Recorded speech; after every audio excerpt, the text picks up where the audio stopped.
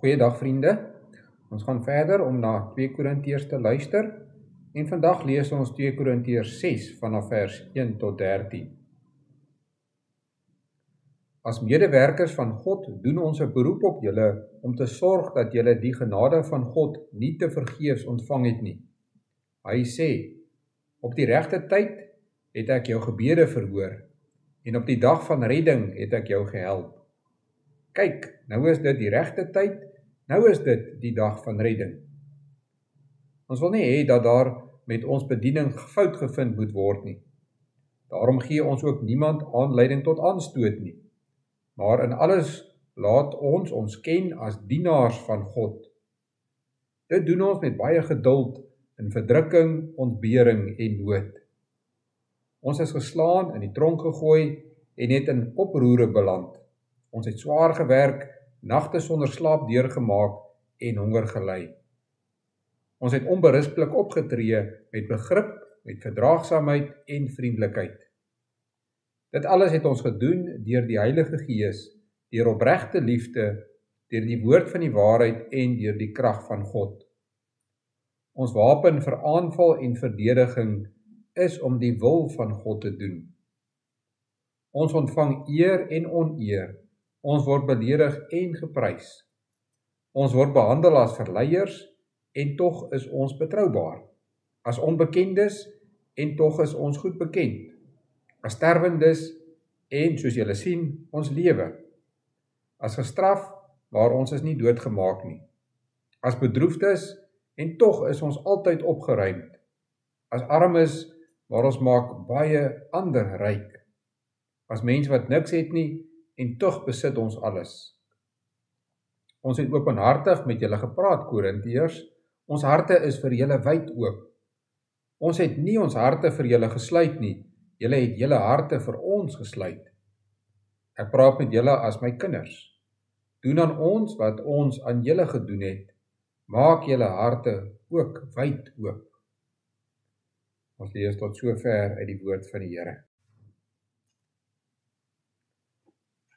Paulus het al vir die Korintiërs, en dis ook vir ons, verduidelik dat ons oral waar ons gaan 'n goeie beeld van Christus moet uitstraal.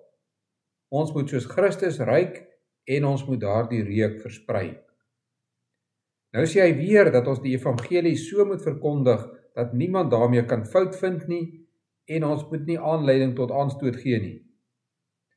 Ons kan dalk dink dat dit in ons leefwêreld onmoontlik is. Mense neem gedurig aanstoot oor die kleinste dingetjie. Moet ons dan nou na almal se pype dans? Nee. Ons verstaan dat hier van God se maatstaf gepraat word.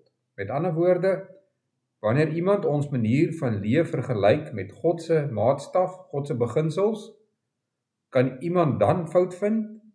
Kan iemand dan aanstoot neem? Ons moet so lewe dat ons oral waar ons gaan geken sal word as dienaars van God.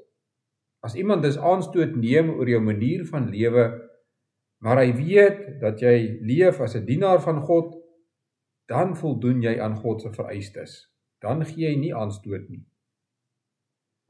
Hoe kan ons dit regkry om altyd bekend te wees as dienaars van God? Hier word 4 dinge genoem.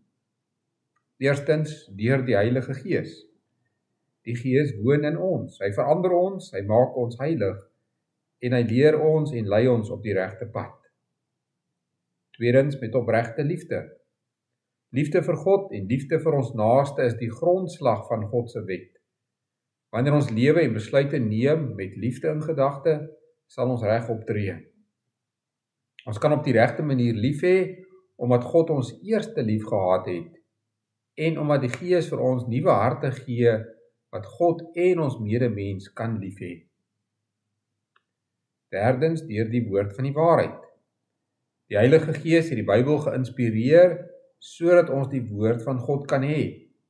Op hierdie manier maak hy dit aan ons baie duidelik, hoe ons moet lewe en waarom ons so moet lewe.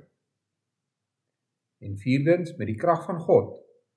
Ons is net in staat om dienaars van God te wees, omdat hy ons sy dienaars gemaak het. Hy het dit gedoen deur sy seun na die aarde te stuur. Deur God se krag het Jesus die dood oorwin. Hy het opgestaan uit die dood en hy het opgevaar na die hemel.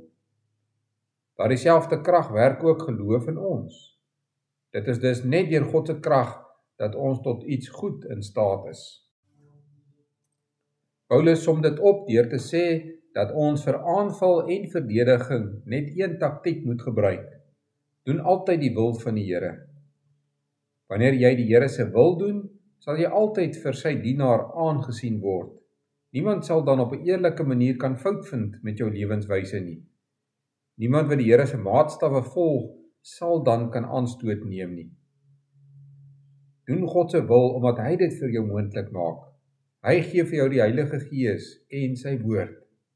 Met sy krag maak hy dit vir jou moontlik om lief te hê en om in alles sy dienaar te wees. Kom ons bid saam. Here, u lig skyn in die duisternis en die duisternis kan dit nie oorweldig nie. In u is daar lewe en u lewe is die lig vir die mense. U lig skyn ook in ons lewe. U het vir ons verlossing gebring. U het ons gered van die donkerte van die sonde en aan ons 'n nuwe lewe gegee. 'n Nuwe lewe waarin ons nie aanstoot gee nie, omdat ons volgens u wil leef. U roep ons om na u woord te luister en dit te gehoorsaam. Wanneer ons dit doen, is ons regtig gelukkig. Ons bely vandag dat ons baie keer aan u ongehoorsaam is. Ons dink dat ons geluk op ander plekke kan vind. Ons vra dat u ons daarvoor sal vergewe. Ons besef dat ons vir u gemaak is en dat ons net waarlik gelukkig is wanneer ons u ken en dien. Ons sê vir u dankie vir reën wat daar oral in ons land geval het. U het ryklik aan ons voorsien en ons dank u daarvoor. Ons bid dat u ook sal voorsien op die plekke waar dit nog droog is. Ons vra dat u die werk van ons boere sal seën. U gebruik hulle om kos vir ons te voorsien. En ons bid dat hulle werk in afhanklikheid van u sal doen en dat u hulle daaraan sal lei. Ons bid al die dinge want aan u behoort die koninkryk en die krag en die heerlikheid tot in ewigheid. Amen.